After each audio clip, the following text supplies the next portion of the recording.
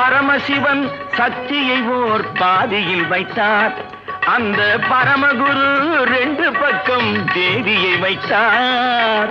பார்க்கடலில் மாதவனோ பக்கத்தில் வைத்தார். ராஜா பத்மநாபன் ராணியை தன் நெஞ்சினில் வைத்தார். யாரம்மா அது நானம்மா, யாரம்மா